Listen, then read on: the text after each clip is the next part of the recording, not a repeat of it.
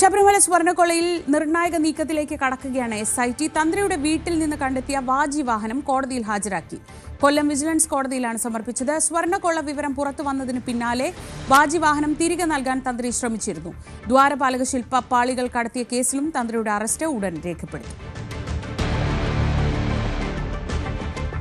സ്വർണ്ണക്കൊള്ളയിൽ Devaswom board മുൻ അംഗം KT ശങ്കരദാസിന്റെ മുൻകൂർ ജാമ്യാപേക്ഷയിൽ ഇന്ന് വിശദമായി വാദം കേൾക്കും. കൊല്ലം സെഷൻസ് കോടതിയിലാണ് വാദം നടക്കുക. ശങ്കരദാസ് അബോധാവസ്ഥയിൽ ആശുപത്രിയിലായതിനാൽ ജാമ്യം അനുവദിക്കണമെന്നാണ് പ്രതിഭാഗത്തിന്റെ വാദം. ഉണ്ണികൃഷ്ണൻ പോറ്റിയുടെ ജാമ്യാപേക്ഷയിൽ കൊല്ലം വിജിലൻസ് കോടതി ഇന്ന് തന്നെയാണ് വിധി പറയുക. സ്വർണ്ണക്കൊള്ള കേസിൽ തന്റെ അറസ്റ്റ് നിയമവിരുദ്ധമാണെന്ന് 12ാം പ്രതി പങ്കജ് ഭണ്ഡാരി ഹൈക്കോടതിയിൽ. SITയുടെ നടപടിക്രമങ്ങളും നിയമവിരുദ്ധമാണ്. അറസ്റ്റ് ചെയ്തത് മതിയായ കാരണങ്ങൾ അറിയിക്കാതെയാണെന്ന വാദവും പങ്കജ് ഭണ്ഡാരി കോടതിയിൽ ഉയർത്തി. ഹർജിയിൽ ഹൈക്കോടതി SITയോട് റിപ്പോർട്ട് തേടിയിട്ടുണ്ട്. ഒരാഴ്ചയ്ക്കകം മറുപടി നൽകാനാണ് നിർദ്ദേശം.